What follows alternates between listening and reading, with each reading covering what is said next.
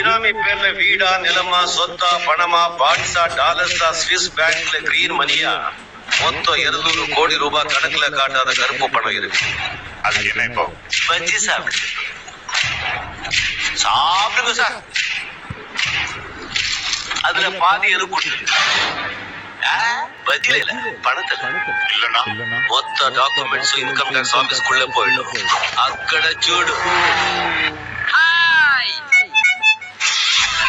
ரெமோ மாமா கோதாரி.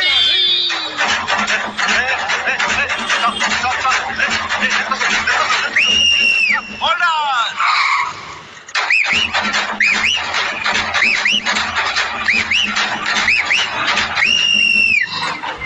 ஓ 200 கோடியும் புதுசா நக்கிட்டு போயிடும்.